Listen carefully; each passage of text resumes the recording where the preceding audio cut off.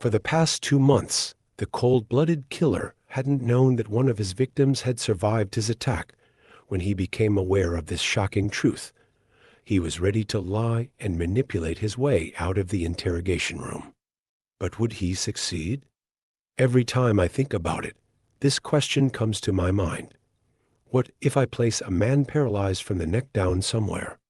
Would anyone feel sympathy for him in an interview with a ventilator attached?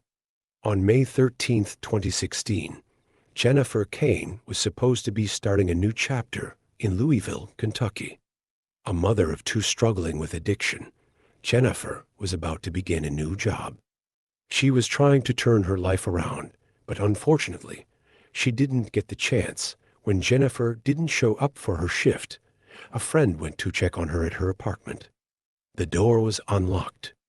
Upon entering, she was met with a scene no one should ever see. Jennifer was lying on the bedroom floor, unrecognizable with 3 gunshot wounds.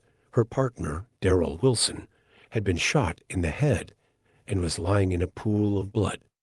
Miraculously, he was still alive and was rushed to the hospital.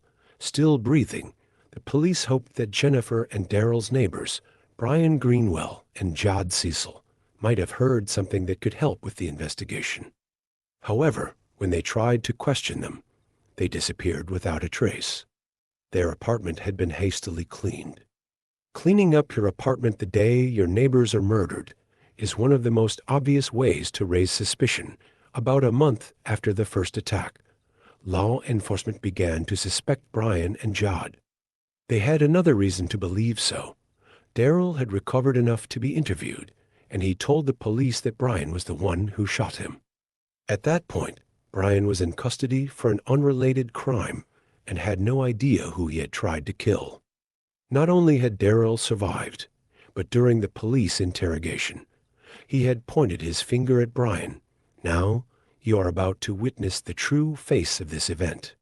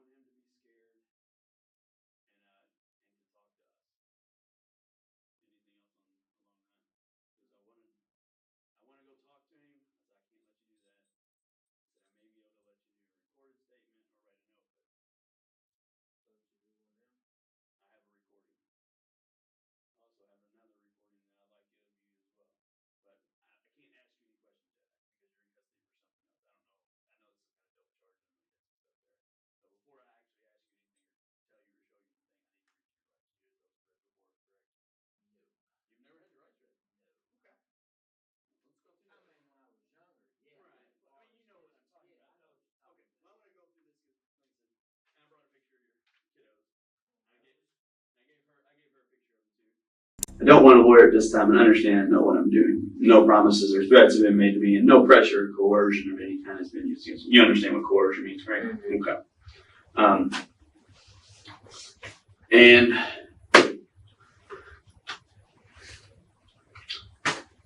I'm guessing you might have an idea of what you don't have an idea of what you might want to talk to me about, or what I want to talk to you about. Okay. And it has to do with the apartment you guys used to live over on Shelby Street. Oh, well, yeah. I mean, Does that ring a bell? Yeah. And that incident? Okay. What do you know about that incident? As far as I know, they was supposed to have been us, as far as my understanding. Because the guy, Terry, that he was supposed to send somebody over there to talk to us or something like that. I don't know. Because they used to have deals. Well, I mean, I know the guy too, you know. They used to have dealings or something like that. And I'm not even sure if it's him, you know what I'm saying? I'm just going by what I've heard. That he got ripped off for some dope a few times. He got upset about it. And the only reason why he wouldn't come confront her by herself, you know what I'm saying, because of me. Which she never ripped him off for no dope anyways. It wasn't her. You know, it was. So it was geared towards Jody, is what you're telling me. Yes. And as far as I know, that somebody was supposed to send some people from Chicago, some black dudes. Said it's not about the money now, it's not about the dope, it's about the principle. And Terry Payne told me this, and I told him, I said, well, you better go back and tell them, you're right, it's not about no money, it's not about no principle. If anybody comes around with my fiance, then it pulls me, you know what I'm saying, I'm involved. And he said, well, it's already too late, the call's been made that some people from, what do you say, New Orleans or something like that, Louisiana's up here looking for her. And that's when I noticed that started being followed. And I'm like, hold up, you know, maybe this shit's true. But I've been thinking it's all, you know how people talk and just try to scare somebody. And I kept noticing people follow me, and I kept noticing people follow me. And I'm like, hold the f up, hold it, you know. So I made a phone call and I was like, dude, what the f going on? He said, man, I told you. He said, I'll try to go talk to him. I said, dude, you better do more than try to go talk to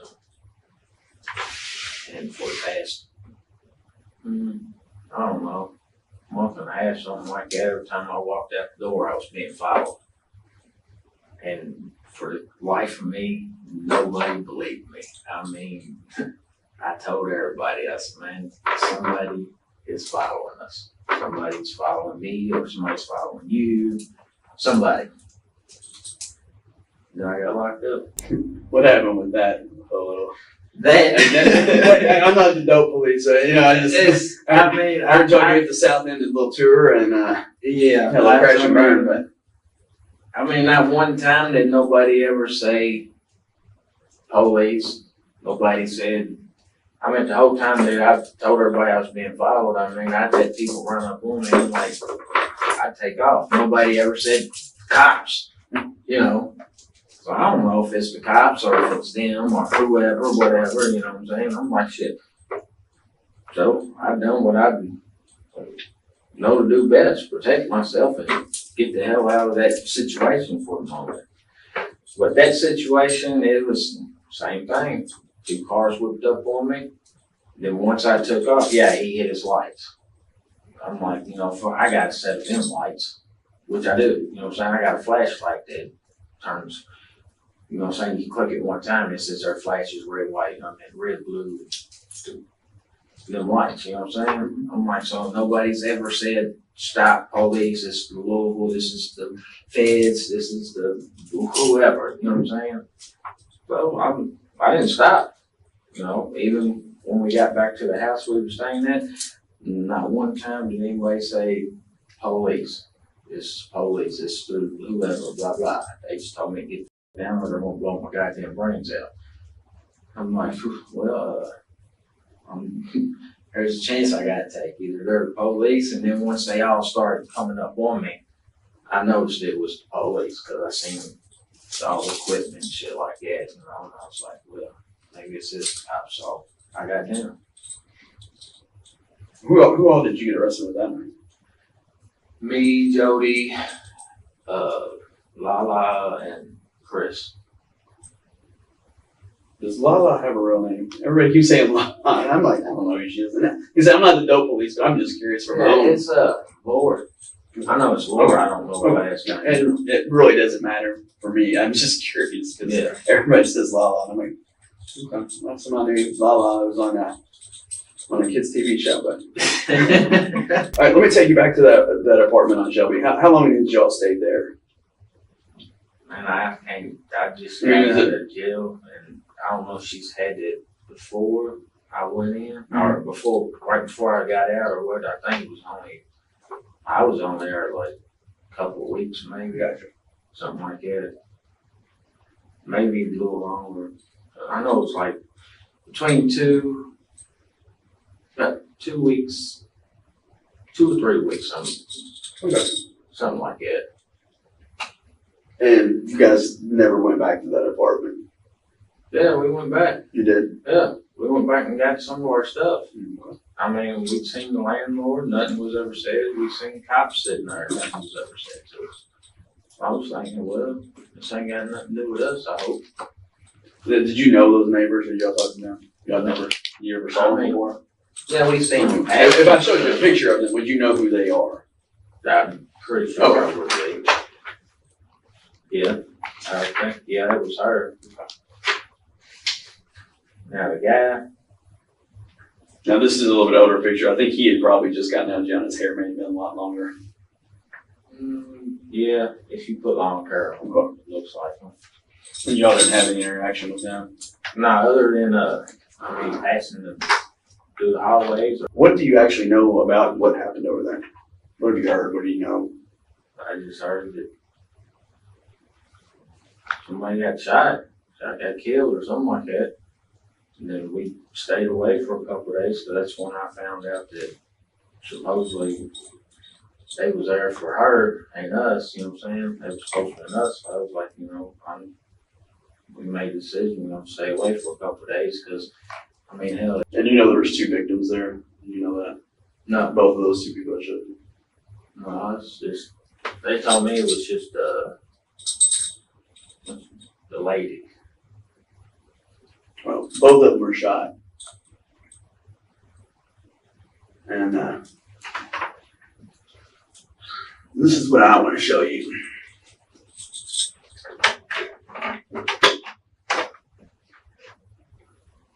He didn't die.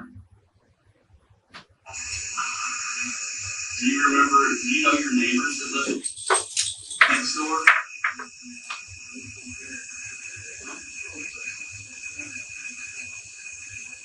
You know who they were? If I showed you pictures of your neighbors, would you know who they were? Yeah. Were your neighbors involved in any of this? Yes.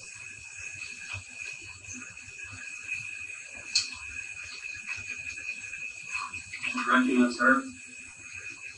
Is that Jody? Is that your neighbor?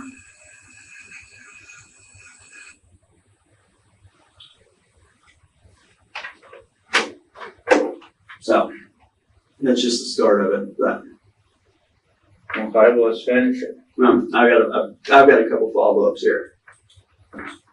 Okay. When I showed Jody this, she lost it. She lost the light. Ball and ground, broke down. Let me guess. Said that we done it. She did. And before, and I'm going to tell you the same thing I told her. I said, you all have some important things in front of you. I said, bad things happen to good people. Sometimes people get put into situations and shit doesn't go as planned. I believe that's what happened here. I don't believe there was malicious intent going in. I think shit escalated and went bad. And I told her I wanted to help her try to get to the good side of this, to not paint her into a negative light on it. And I said, I told her, I said, I will give you that same opportunity and tell you the same things. And I've told you both the exact same things. And that's how I want to present it. I don't bullshit people. I'll tell you what I got. I mean, Fair enough. I've got a living victim who put you there. I've got Jody who says you were there. Now I want to hear from you what in the world happened. And like I said, I think something went wrong. I don't think you got there on. I want to hear the rest of it, what Jody had to say. What Jody had to say. I don't have Jody on video. But you said you had her on a. I have her on audio recording. I just did it. I don't have it on a disc yet.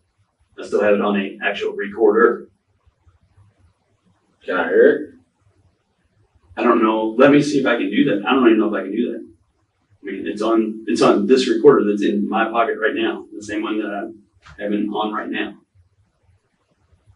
Well, let's find out if we can do it, because, I mean. Is that gonna change what? No, I mean, I want to I'm not gonna play it bullshit. Yeah, I'm not gonna play it word for word so you can mirror your story off of her. No, either, no, I don't. I've been doing this a little Yeah, longer than that. I don't expect you to do that either. But I would do like to know what she's saying, what she's. All right, I can give you the details of, or I guess the general of what she said is that, and he goes on to say it as well, that they were involved in a domestic situation. And apparently, you know, he might have been getting the best of her. She came over for help. You guys go back over to their apartment. It happened inside their apartment. He said, you guys intervened honestly on the good side of this to start with, trying to help her out. And things went bad from there. Does that sound, is that a fair statement of how things may have occurred?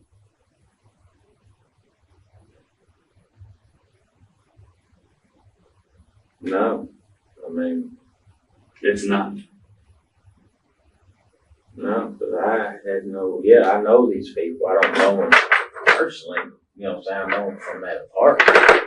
And yes, we did go over there, but that's it.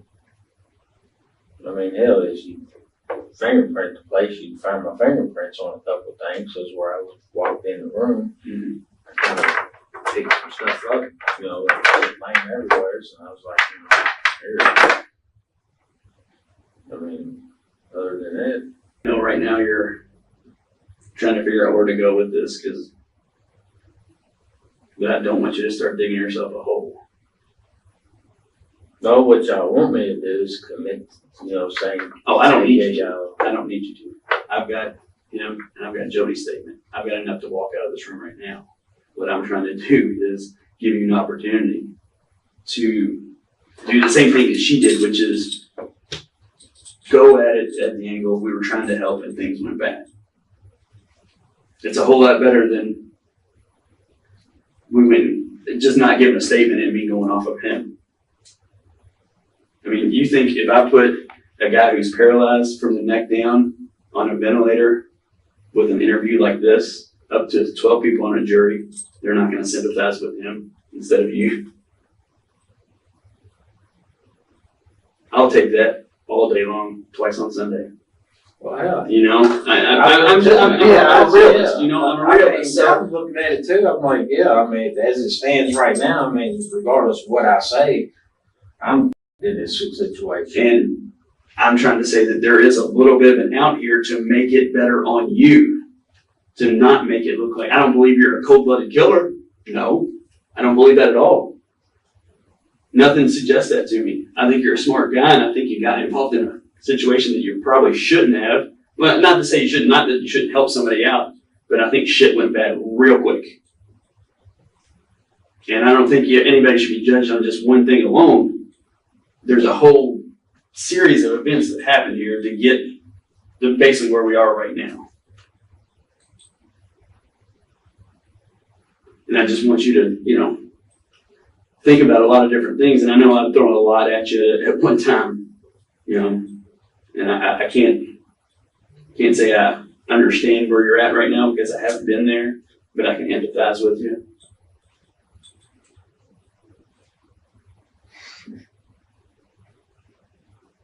I do this every time.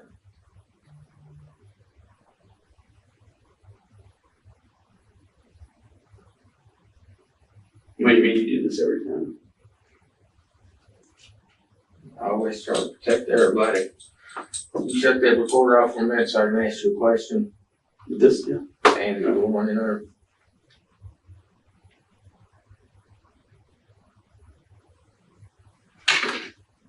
So I mean, that's being recorded, right?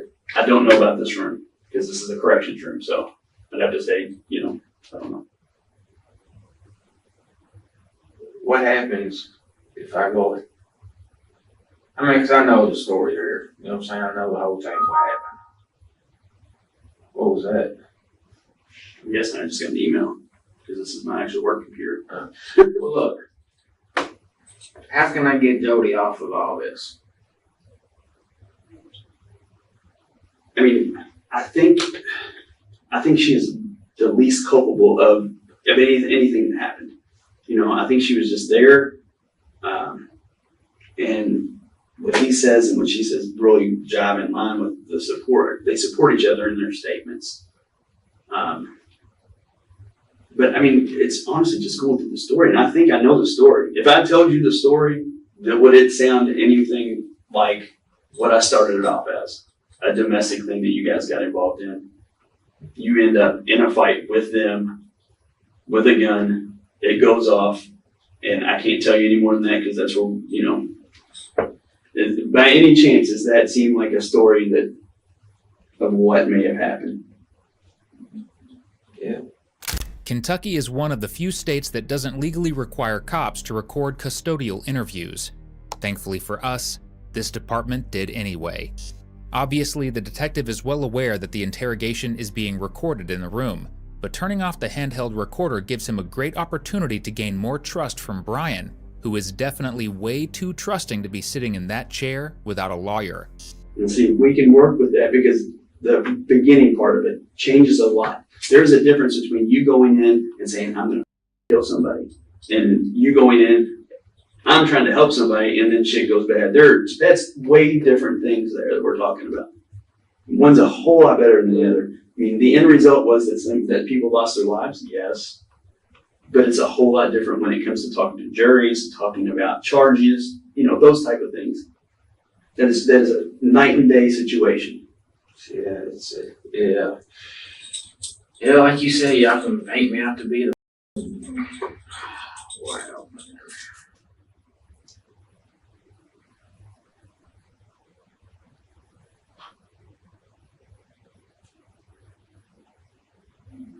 I mean, as it stands right now, with just them two saying that shit, y'all got enough evidence to back me on anything. And that's what I'm not going to bullshit you. I told you that. I said I got enough right now to walk out of the room.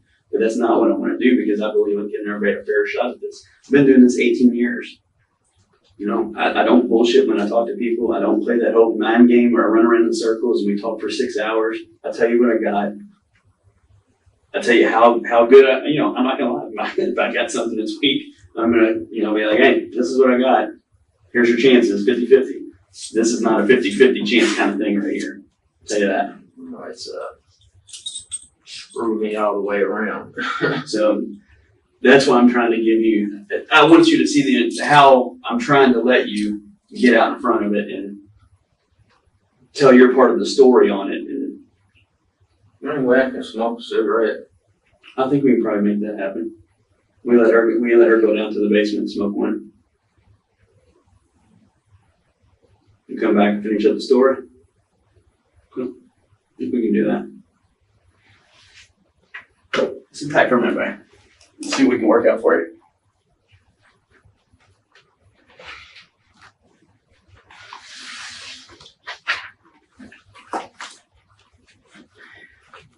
Look, regardless of what happens, man, y'all can't.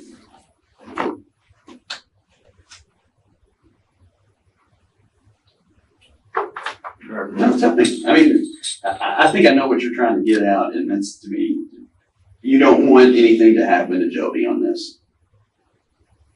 Does that sound about right? Yeah. And I really think that's going to depend on a lot about what we talk about, what you tell me on this. I think I can minimize her involvement. Well, I mean, she is there. I mean, have you ever heard about doing a bank robbery? Yeah. You're the robber. You go in and rob the store. I'm just the driver. We both get in a car chase and get caught down the way. You know what charge I get? Accessory. You know what charge you get? It's a robbery. Yeah. I still get robbed. I mean, she's there with you. So she is she is complicit in this. And not calling her, she didn't, there was nothing done on her behalf to help or stay or call or anything. So that's her little bit of a problem, but her involvement is minimal. It's kind of she did.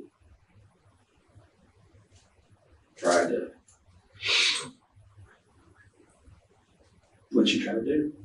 Try to help. After they were shot? What did you do?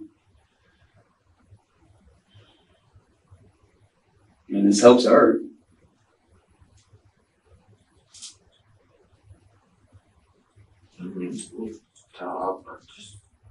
We'll talk about it all here in a second. Okay. Let me calm down. Okay. I'll give you some time. You know, get your stuff in order. I'll see about setting up that cigarette. I mean, I've talked to some other people. I know it's been bothering you. Everybody has said that you've been acting different. It's really been bothering you. So it's been noticeable to other people. And take that weight off. Throw it on me. Get it off your shoulder, man.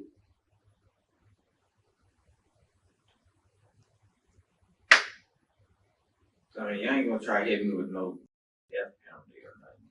No, there's no aggravating circumstances. We're gonna try to get this done as quick as possible. Yeah. Cause I'm, be honest with you, I can't sit in that jail. I understand. Jody didn't have nothing to do with it. And she did try to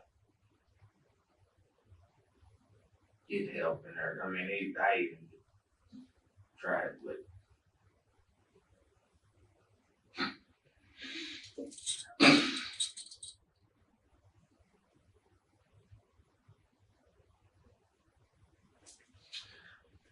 she come over, she said, he's over beating him.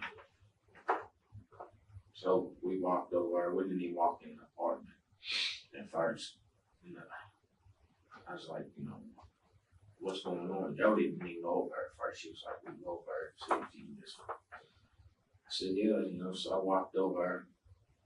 The dude was over breaking shit, throwing shit, cussing her.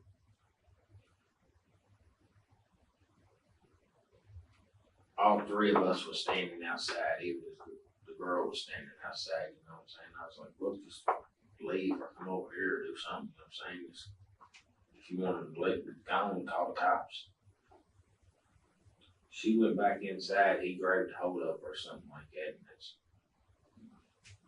Jody was like, you know, you gotta help her, because I guess her deformity or something like that. So I walked in there and I separated them and this and that, and that's when, to be honest with you, I can't even remember how the gun came into play, for real. Well, we started kind of wrestling around and the gun went off.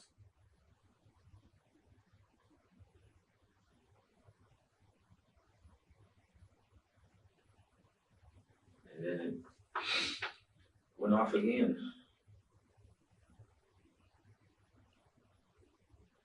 I mean, that's, How many times do you think it went off? honestly, man, I don't even know.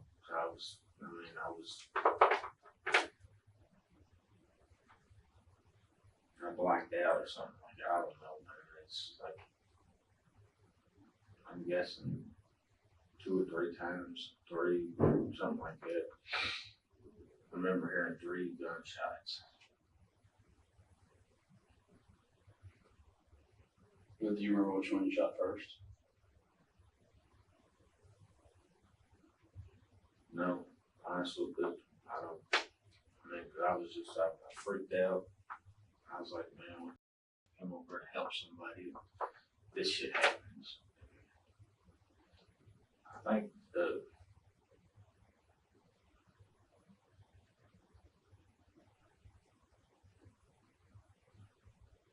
I know it went off once. I'm thinking she got hit first. I'm not for sure. And then me and him was still struggling, and it went off again. I do remember it.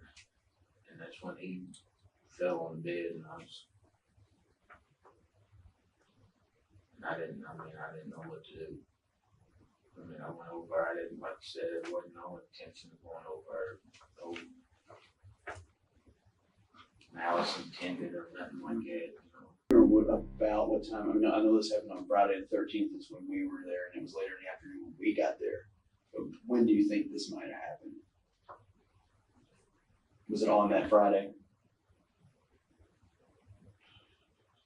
Because if I'm not mistaken, she was supposed to start that new job Friday morning at noon. Does that sound right? Do you know that? Jody knew that. That's why I didn't. I don't know. Okay. I mean, and after it was all done and everything, I might have heard Jody say something that she was supposed to start a job today or something like that. I was like, I don't know what I do.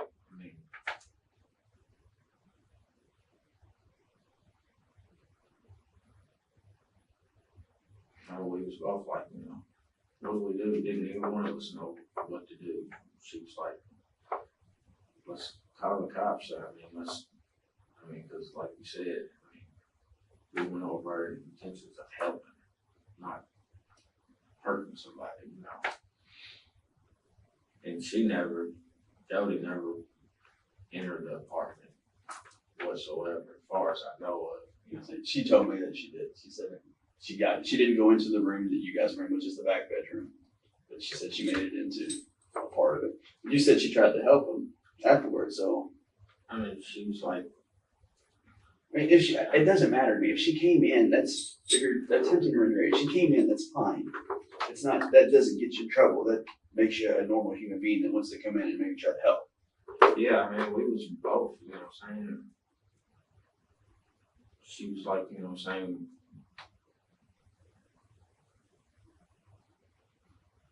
Well, actually, I was kind of like, I was standing there and I turned around and looked at her at the door and I was like, what do I do?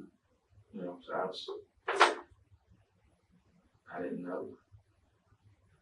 And to this day, I still can't tell you exactly from start to finish what happened. You know what I'm saying? I just know that I was the one standing in the room like both of them was laying there. And Jody was like, are you checking? Are they still breathing? Or whatever, you know what I'm saying? I was like, man, I don't know how do you check to see if somebody's, I don't know none of this. Been in that situation. Yeah.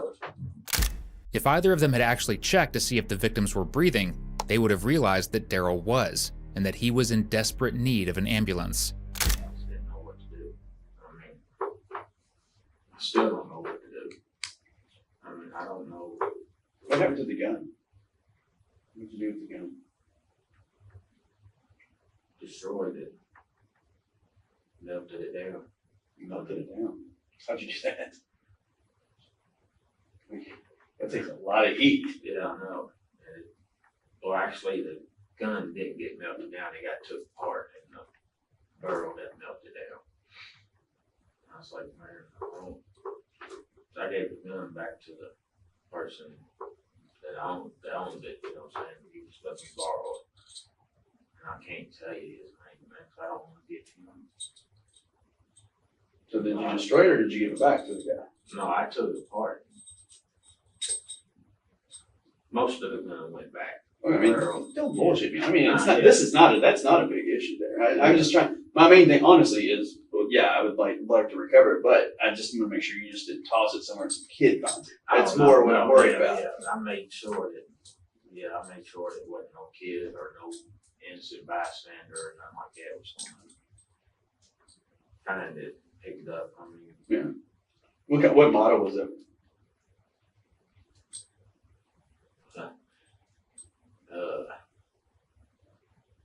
Well, I know what caliber it was. I'm just wondering what model it is. Taurus, I think, or I think it was a Taurus. I'm pretty sure it was a Taurus 40. And I know it's a 40, but I'm just curious. And, honestly, I tried blocking it out, but you can't block something like that out, man.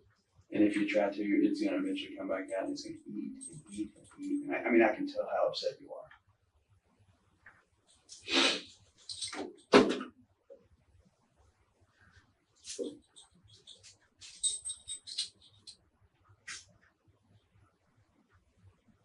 I never.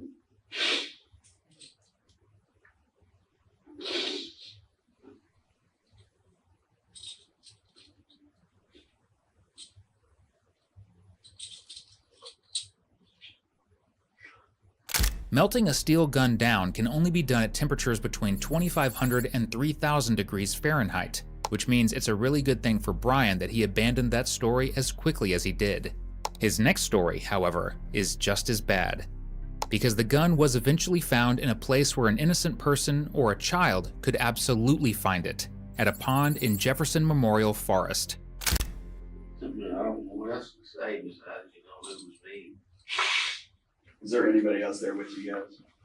Nobody else. I know this happened in the back bedroom. Were they fighting in the back bedroom and you got in the middle of it, or did you and him got in a fight in the back bedroom? I just want to be clear about it. Well, they was fighting. First, I mean, we was all standing outside in the hallway. And we're talking about physical fight, not arguing. Yeah, they We're were talking about physical fighting. And I was like, that's when Jody said, Brian, you gotta help her, That's when I went in there. And then everything just happened so fast, and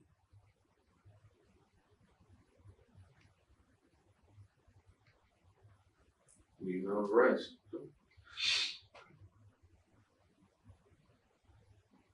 But I mean, she did try to help him. I mean, I didn't know what to do to help him. I mean, I freaked out. I still freak out.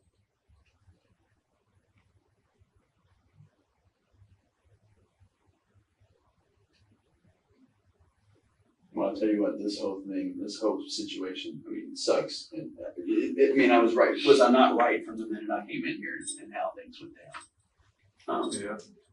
Yeah. And I still believe, bad shit happens to good people all the time. But this series of events doesn't paint you out to be a cold-blooded, calculated, I don't give a killer. It happened, yeah. There's nothing we can do about that now.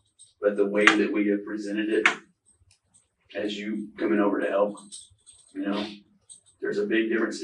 Correct me if I'm wrong, would you see a big difference between somebody who doesn't give a and coming over there and just shoot people, as opposed to someone who was there for a purpose, and I can confirm that purpose was there was a domestic fight going on, and you get over there and shit goes bad. Yeah. There's a big difference there.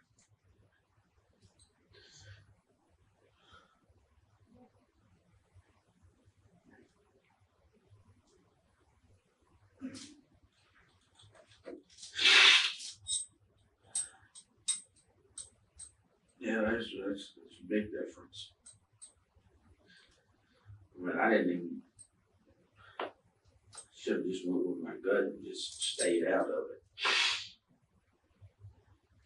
But I'm not that type of person. I mean, if I see somebody need help, I'm gonna try to help.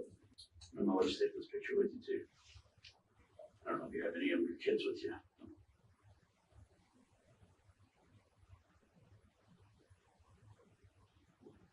Because I think because of the way we talked here tonight, that getting to see them is going to come a whole lot sooner than it would have been if you'd have told me, no, I'm not talking more about the room. It could have happened either way, and man, I still had enough, So that's why that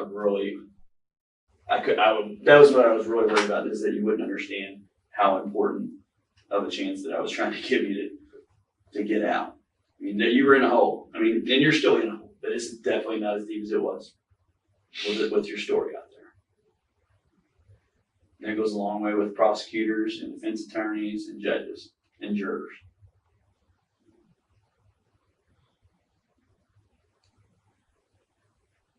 So we gotta look at it as it's a bump in your road. That bump was sitting back on the backside, and you hadn't crossed it yet. Now we're across it. Now we're gonna figure out from here where we're gonna go. You're gonna get your life back on track. That sounds like a good plan here. That's how I wanted. Well,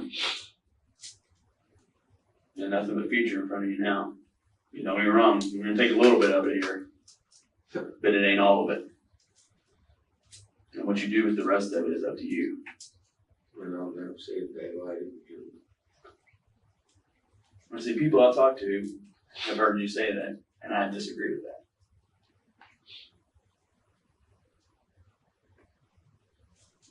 You gotta remember where we are. We're in Louisville here, Davis County, tends to be a little bit more lenient, a little bit more liberal here.